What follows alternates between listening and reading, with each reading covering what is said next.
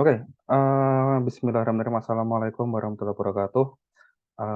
Selamat sore teman-teman semua. Selamat datang lagi ya di kuliah komputasi rekayasa molekular. Jadi kalau kita lihat kuliah komputasi rekayasa molekular itu sebenarnya apa sih? Kuliah komputasi rekayasa molekular itu dia bicara mengenai bagaimana kita menggunakan metode-metode komputasi untuk melakukan rekayasa terhadap sebuah molekul atau bagaimana kita kemudian belajar mendesain sebuah reaksi kimia menggunakan metode metode komputasi. Em, nah, kalau sebelum kita mulai, mungkin saya akan perlihatkan dulu ya tentang RPKPS dari kuliah ini. Jadi kalau kita lihat di RPKPS-nya, yang membedakan kuliah ini dengan kuliah kimia komputasi pada umumnya atau kuliah ikatan kimia dan komputasi yang teman-teman mungkin pernah dapatkan di semester keempat, itu terletak di sini, terletak di aplikasinya. Jadi kalau di kuliah kimia dan ikatan kimia dan komputasi itu kan kita bicara mengenai metode Hartree-Fock, DFT, MP2, mekanika molekular. Nah, tapi di sini kita sudah bicara mengenai bagaimana aplikasinya terhadap sebuah reaksi kimia. Misalkan contohnya adalah nanti kalian belajar mendesain eh, pemodelan sebagai hidrogen storage misalkan. Atau kemudian kalian mendesain reaksi terkatalisis ya kan, dan atau kalian kalian mendesain misalkan reaksi transformasi fase dan seterusnya. Nah, di mana di setiap reaksi ini itu ada satu sebuah kesamaan, ya kan. Nah, kesamaannya itu apa? Kesamaannya itu adalah kita bisa menggunakan metode simulasi dinamika molekular. Jadi di kuliah komputasi rekayasa molekular itu kita tidak hanya bicara mengenai metode yang berbasiskan mekanika kuantum, tapi kemudian kita bisa bicara mengenai metode yang berbasiskan simulasi molekuler kayak gitu. Nah, kalau kita lihat simulasi molekuler itu ada banyak referensinya. Yang ketika saya dulu pertama kali buku yang saya baca itu adalah buku dari Allen dan Tildesley, yaitu Computer Simulation of Liquids.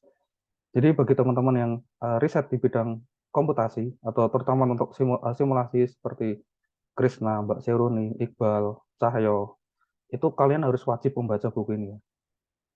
Wajib, ini bacaan wajib ya. Kemudian yang kedua itu adalah Understanding Molecular Simulations. Ini lebih cenderung ke teori praktek, bukan teori, ya teori prakteknya. Kemudian ada contoh-contoh algoritma simulasi di situ.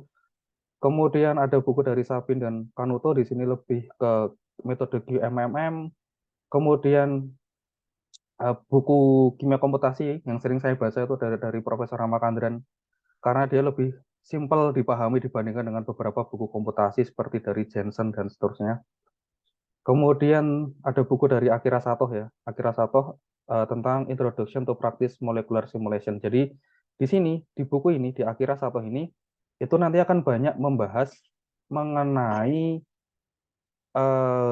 simulasi secara singkat, ya kan. Kemudian rumus seperti algoritma integrasi dan seterusnya, Monte Carlo, terus kemudian bagaimana jika kita membuat simulasi tapi kemudian partikelnya itu non-spherics misalkan dan seterusnya. Terakhir, jika teman-teman tertarik, bisa download disertasi saya dulu di Universitas Innsbruck ya, di perpustakaan UIBK. Itu tentang aplikasi metode simulasi untuk single ion solvation dan juga solid liquid interface. Jadi di sini di bagian computational method saya menuliskan beberapa aspek umum tentang simulasi dinamika molekuler yang kemudian saya rasa itu cukup penting dan harus kalian pahami ketika kalian bekerja menggunakan metode simulasi. Gitu. Oke, nah ketika kita melakukan simulasi, ada satu pertanyaan. Sebenarnya apa sih perbedaan antara geometri optimasi dengan metode simulasi? Ada yang tahu nggak? Krisna mungkin punya ide? Kalau simulasi itu menggambarkan sebuah sistem itu digambarkan di algoritma komputer. Geometri apa optimasi geometri itu ya kalau kita bayangkan mungkin ada dua atau lebih atom itu Hmm? bagaimana posisinya teroptimasi. Oke. Ya, mungkin hampir tepat ya apa yang disampaikan oleh Krisna tadi. Tapi ketika kita bicara mengenai geometri optimasi dan simulasi, maka yang pertama harus kita lihat adalah tentang ini, tentang kurva energi potensial. Kayak gitu. Kenapa? Karena keduanya itu berbasiskan di sini. Ya, karena kalau kita punya atau kita melakukan proses geometri optimasi, maka sebenarnya kita sedang melakukan minimasi sebuah struktur kan, struktur kimia. Misalkan contohnya adalah kita punya air, kita punya H2O di sini, ya kan? Strukturnya ini kita optimasi sampai kemudian kita ketemu struktur yang paling paling stabil, ya kan? Atau paling energi yang kemudian energinya itu paling paling rendah. Nah, energi paling rendah itu ada dua, yaitu yang ada disebut dengan lokal minima, contohnya di sini, dan global global minima. Nah, setiap proses geometri optimasi itu dia hanya akan sampai ke proses lokal minima, kayak gitu. Nah, salah satu contoh algoritma di geometri optimasi itu ada yang paling simpel itu dikenal dengan nama Steepest descent ya.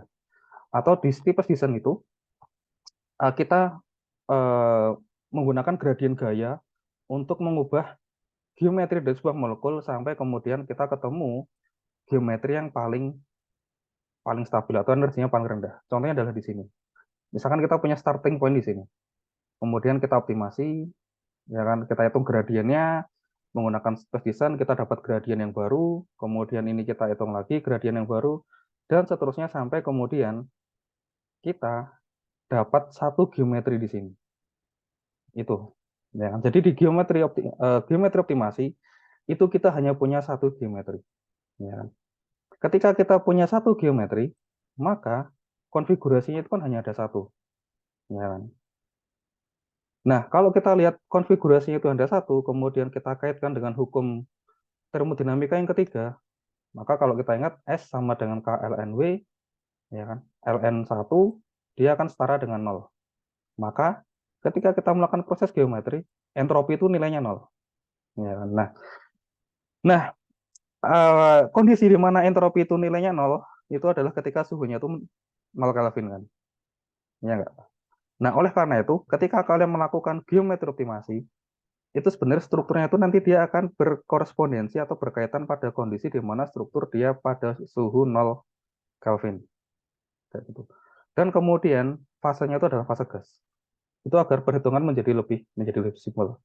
Jadi ini kita uh, hanya punya satu geometri yang teroptimasi di situ. Kayak gitu. Nah, yang membedakan antara geometri optimasi dengan simulasi, simulasi itu dia tidak hanya menggunakan satu geometri, tapi kemudian dia akan melakukan mencari semua konfigurasi yang mungkin terjadi pada kondisi tertentu. Ya. Misalnya pada kondisi di mana dia constant pressure, constant temperatur, constant bilangan Avogadro misalkan. Nah, ketika konfigurasi ini kita kumpulkan pada kondisi yang tertentu di sini, misalkan N, P, dan T konstan, maka kita punya apa yang disebut dengan konfigurasi ensemble. Kayak gitu. Nah, bagaimana simulasi itu dia bekerja? Caranya itu adalah seperti ini. Sama, kita punya kurva potensial energi, kita punya koordinat di sini. Ya kan? Nah, misalkan contohnya dari sini. Di sini kita starting point-nya di sini. Ya, makanya kemudian kan diekuilibrasi dulu kan, agar dia dapat kondisi yang paling minimum.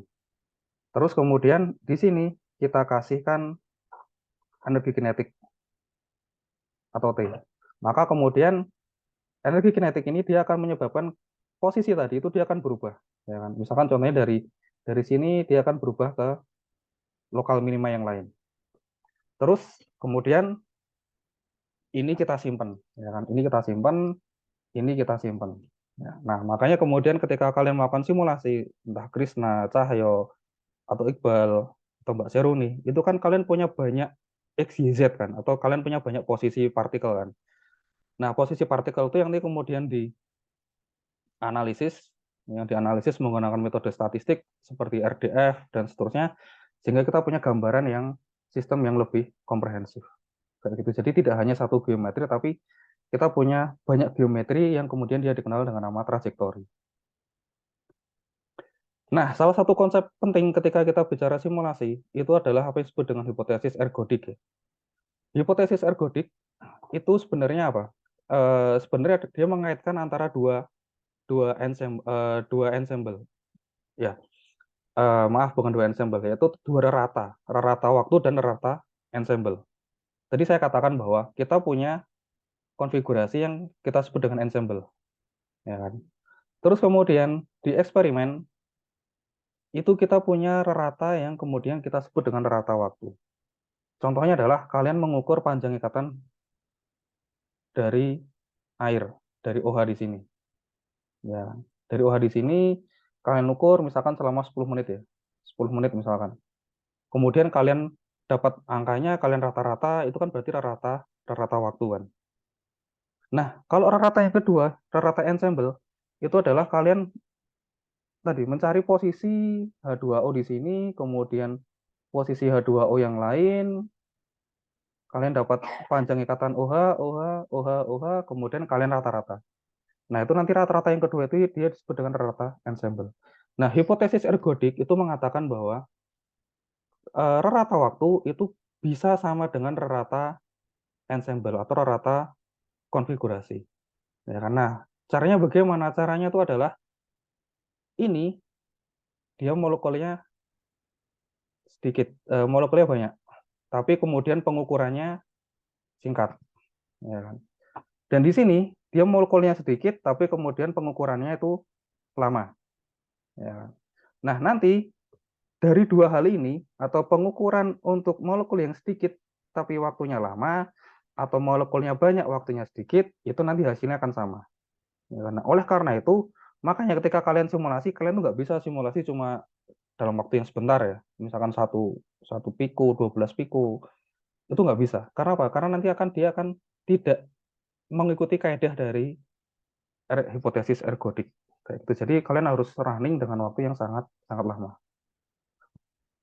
Oke, nah secara umum simulasi itu kira-kira seperti ini. Kita punya loop-nya, kita punya starting point-nya, kemudian kita punya menghitung energi dan gaya, kemudian ini dijadikan input untuk algoritma integrasi. Setelah ini kita ukur temperatur dan seterusnya, kemudian kita tuliskan dia sebagai output file. Kemudian proses ini akan kita ulang sampai tahapan simulasi yang kita inginkan. Nah, tadi kan saya katakan kita butuh menghitung energi dan gaya. Secara garis besar itu hanya ada dua, energi dan gaya ketika kita punya sistem simulasi, yaitu kita sistem yang non-Coulombic dan sistem yang Coulombic. Kalau non-Coulombic itu nanti dia akan selesai atau mendekati nol pada 5 angstrom. Jadi kalian ukuran kotak simulasi itu dia minimal 2 kali dari 5 angstrom ya, 10 angstrom. Atau lebih besar lebih bagus. Kemudian yang Coulombic seperti ini dia nggak bisa menjadi nol, ya kan? Maka kemudian kita harus melakukan koreksi atau error kan, ya kan? Karena kan kita potong nih. Nah, koreksinya itu ada dua, ada disebut dengan reaction fields dan kemudian ada disebut dengan Ewald sum. Kalau reaction fields itu digunakan untuk sistem yang homogen seperti ion dalam air. Terus kalau yang Ewald sum itu untuk sistem yang non homogen ya. Seperti kita punya protein dalam air, protein ligan, interface. Nah, itu kita pakai Ewald sum. Nah, semua algoritma di integrasi di dalam simulasi itu basisnya cuma satu, yaitu hukum Newton kedua. Ya kan? Nah, pada hasilnya hukum Newton kedua itu yang akan kita hitung itu adalah A. Ya, kalau kita ingat, kita kan punya F sama dengan M kali A kan. Tapi yang akan kita hitung sebenarnya itu adalah A di sini. Di mana A ini adalah dia turunan kedua dari jarak terhadap waktu. Jangan ingat di sini ini ada waktu kan. Jadi variabel waktu itu menjadi penting ketika kita simulasi. Nah, tapi ini susah dihitung karena dia turunan kedua. Oleh karena itu, kemudian diubah ke dalam turunan yang pertama atau ke dalam bentuk Hamiltonian. Ya kan, di mana sekarang kita punya dr per dt sama dengan 2h per 2p, dia sama dengan kecepatan, 2p per dt sama dengan minus 2h per 2r, dia sama dengan gaya. Nah, konsep dari Hamiltonian ini yang nanti akan digunakan untuk menghitung energi dan gaya di simulasi dan menghitung bagaimana kita melakukan integrasi terhadap persamaan gerak. Nah, terus yang berikutnya selain itu disebut dengan throttle splitting, di mana di throttle splitting itu kita mengubah delta T-nya itu ke dalam interval waktu yang lebih singkat ya. Misalkan contohnya adalah 2 femto, 0,2 femto dan seterusnya. Oke, ini contoh algoritma integrasi yang paling terkenal yaitu velocity Fairley, di mana di velocity Fairley itu ada 4 tahapan ya.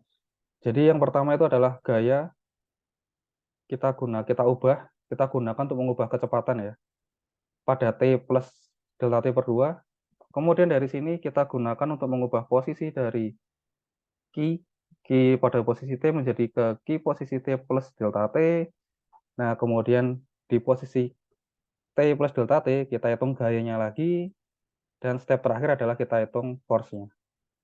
Jadi di akhir ini kita punya force, kecepatan, dan posisi pada kondisi yang sama. Artinya kita punya energi total pada kondisi T di mana T sama dengan T plus delta T.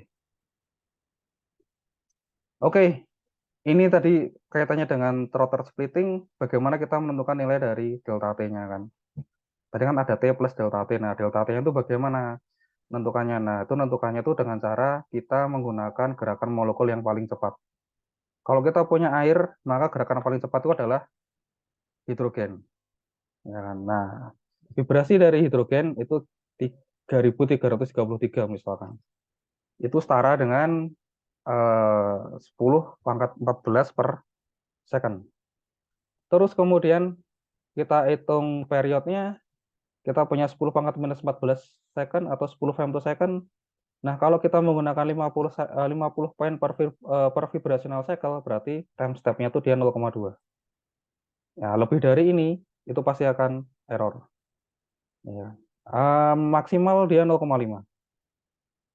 Nah, untuk sistem yang nggak ada hidrogennya, atau hidrogennya itu kita buat dia nggak bisa bergerak, nggak bisa bervibrasi, maka time step 1 sampai 5 femto itu semua itu bisa kita pakai. Tapi kalau hidrogen itu bisa bergerak, maka kemudian time step-nya itu maksimal 0,5, jadi dari 0,2 sampai 0,5.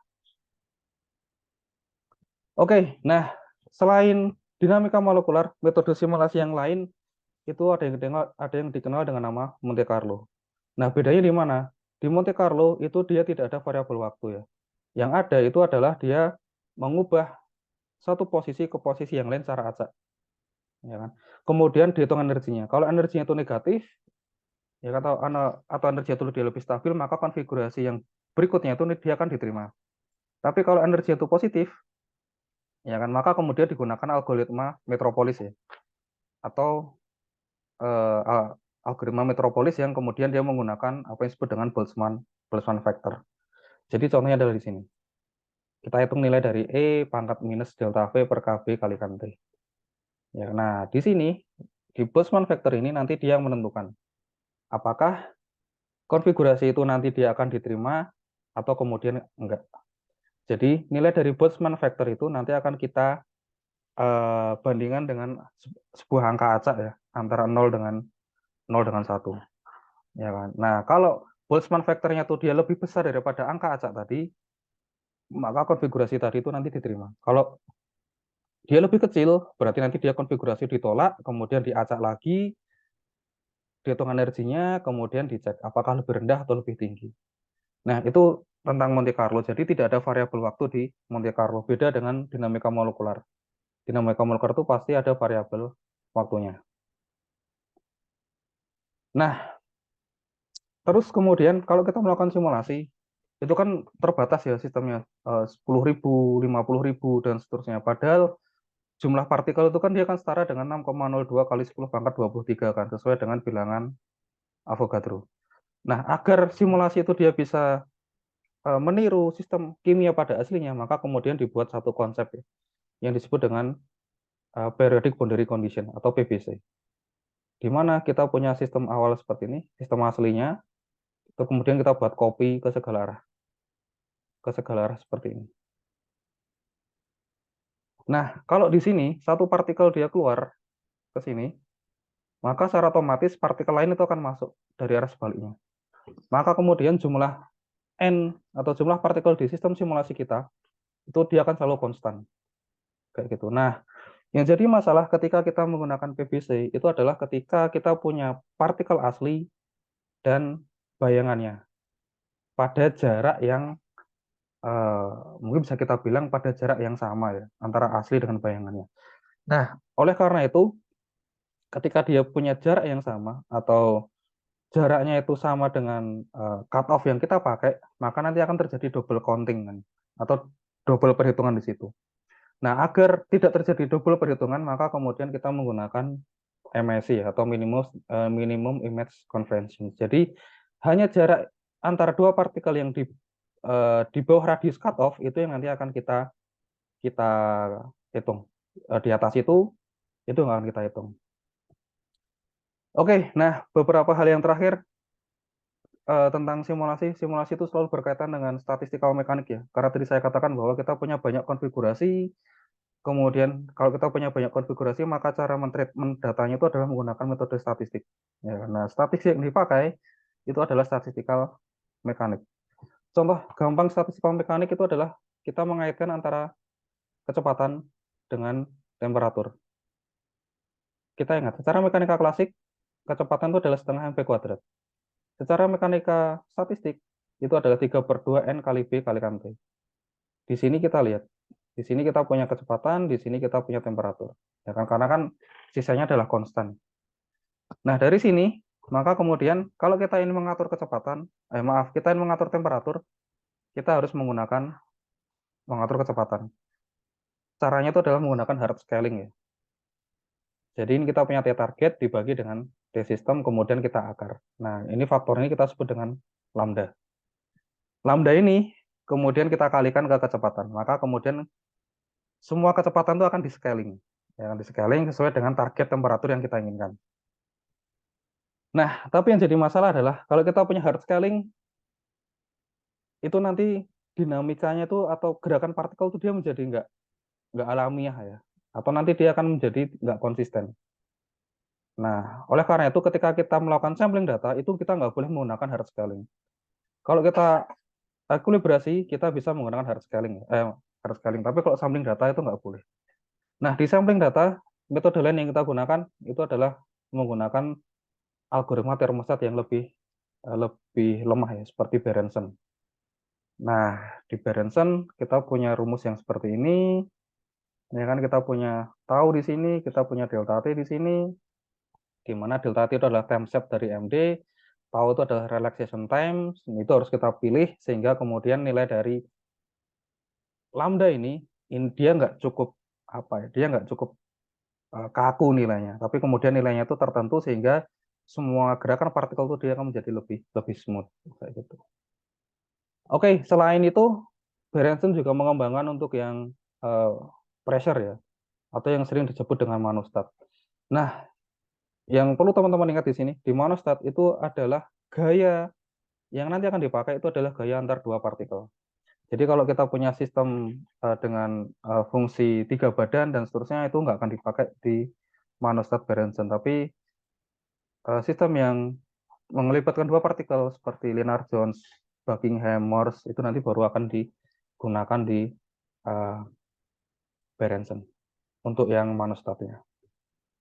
Dan konsepnya sama, kita punya relaxation times, kita punya isothermal coupling coefficient, biasanya ini nilainya disesuaikan untuk pelarut air, kemudian nilai dari ini biasanya kita samakan dengan yang thermostat Berenson-nya. Seperti itu.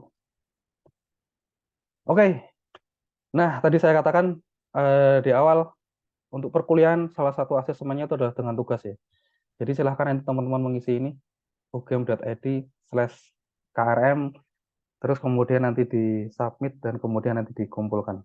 Seperti itu. Oke, itu mungkin kuliah pada kesempatan sore hari ini. Ini dua dosen yang sangat berjasa kepada saya ketika saya S1 sampai S3, almarhum Dr. Yarmananto, supervisor saya selama S1 dan S2, kemudian Profesor Thomas Hofer selama saya S3. Oke, silakan jika ada pertanyaan dari teman-teman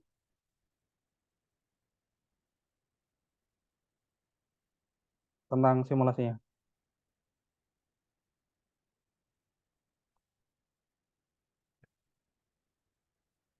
Dari Cahyo misalkan, ada yang mau ditanyakan?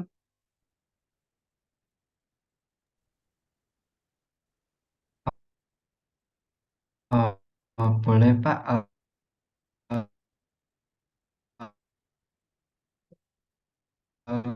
eh, saya Suaranya putus-putus. mau tanya,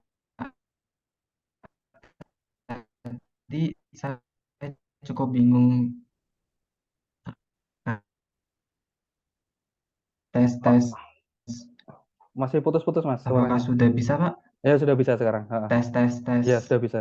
Nah, nah tadi saya cukup bingung.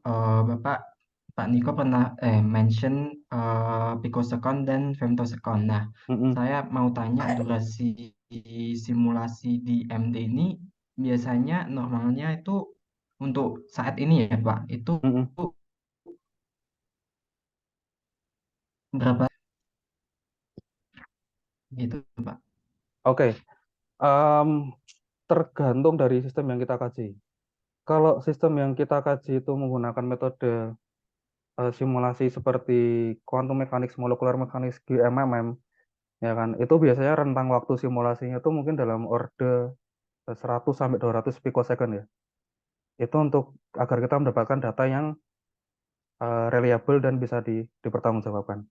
Tapi kalau sistemnya kita menggunakan metode mekanika klasik, ya kan, misalkan contohnya adalah protein dengan ligan, maka kita butuh rentang waktu yang lebih lama. Kayak gitu, misalkan kita butuh rentang waktu simulasi sampai sekitar 500 nanosecond ya.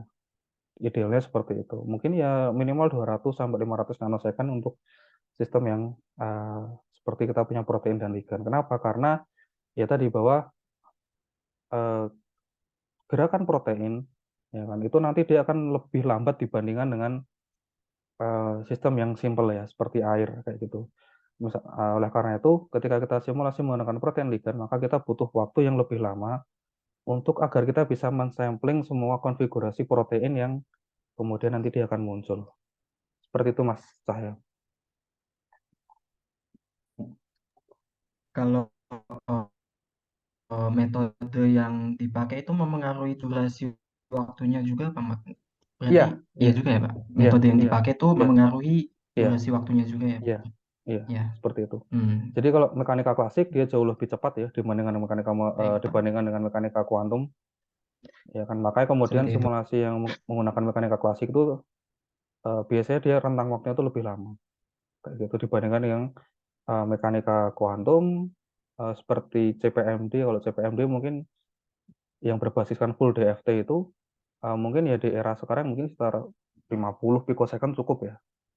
Tapi ada kelemahannya. Kalau yang quantum mechanics, molecular mechanics seperti yang Mas Cahyo, Iqbal, kemudian Abimanyu lakukan, itu kita bisa simulasi sampai sekitar 100 sampai 200 picosecond seperti itu.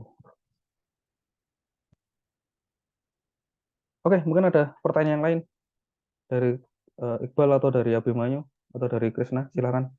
Oke, izin bertanya Pak. Oke, silakan Iqbal. Mengenai hard scaling tadi Pak, Mm-mm. kalau misal dilakukan dari hard scaling dilakukan semenjak sampling data itu, kira-kira pengaruhnya apa ya Pak? Mungkin lebih Oke, lama atau gimana? oke. Jadi gini. Em, analogi dari hard scaling itu seperti kita punya bandul kan, ya. Seperti kita punya bandul. Nah, bandul itu kan kita gerakkan kayak gini.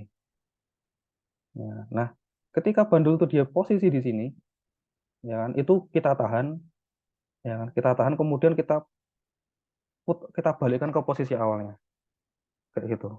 Jadi itu gerakannya tuh dia nggak harmonis, ya kan. Jadi kalau ini kita hard scaling itu kita plotkan, kita punya temperatur di sini, kita punya eh, time atau step misalkan. Jadi kalau dia suhunya di sini, ini targetnya ya, dari sini ada targetnya, kita paksa dia sampai sini. Kalau dia turun ke sini, kita paksa nanti dia ke atas. Kalau dia ke atas lagi, kita paksa dia turun ke sini. Jadi memang nanti ketika kita melakukan analisis trajektori, itu nanti akan kelihatan. Kelihatannya tuh gerakannya itu dia nanti nggak semut itu, nggak semut. Jadi nanti itu akan terrefleksi ketika kita bicara mengenai waktu tinggal ligan, kemudian kita bicara mengenai apa namanya, analisis vibrasi dan seterusnya itu dia menjadi nggak smooth. Nah, oleh karena itu hard scaling itu dia nggak bisa kayak gini. Dia nggak bisa digunakan untuk sampling data. Tapi dia tuh bisa digunakan untuk proses ekuilibrasi, ya kan. Jadi di ekuilibrasi itu kan kita punya target temperaturnya misalkan di sini ya, misalkan di sini 298 Kelvin, misalkan seperti itu. Nah, ini kita buat kayak gini tuh bisa. Di hard scaling tuh bisa agar dia sesuai dengan target. Nah, setelah ini terekuilibrasi, ya kan, baru kemudian kita gunakan algoritma yang lain ya, seperti Berenson atau Nushuver atau Anderson misalkan, agar kemudian kita mendapatkan data dinamika yang kemudian dia lebih lebih smooth, lebih memenuhi kaidah distribusi Boltzmann misalkan, seperti itu, Bal. Jadi bedanya di situ antara hard scaling di ekuilibrasi dan kenapa nggak boleh hard scaling di sampling data gitu.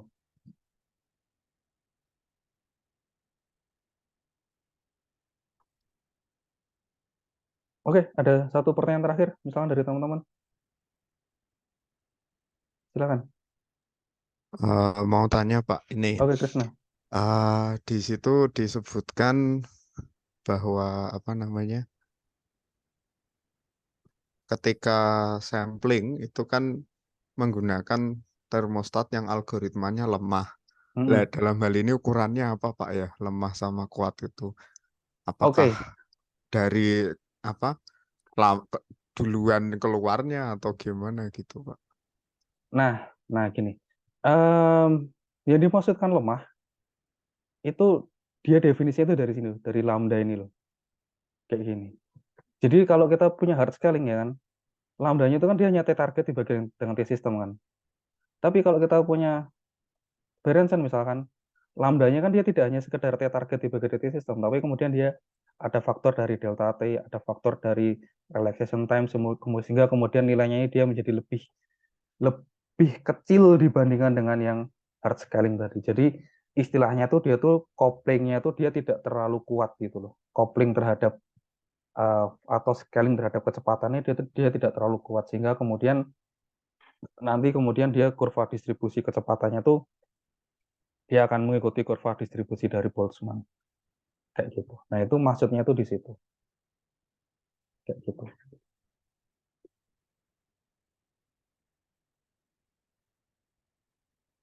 Oke, mungkin saya kira itu dulu ya kuliah untuk bagian simulasi molekuler di komputasi rekayasa molekuler. Mungkin nanti bisa kita diskusikan lagi di luar kelas ketika kita ada di lab. Nanti kita bisa saling diskusi atau uh, bicara lagi mengenai uh, metode simulasi ketika kita mendesain sebuah molekul ya. Dan jangan lupa ya, ini dikerjakan tugasnya.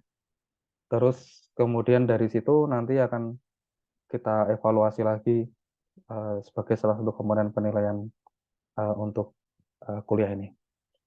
Oke, mungkin itu cukup sekian dari saya. Sekali lagi terima kasih atas perhatian dan atensi dari teman-teman semua.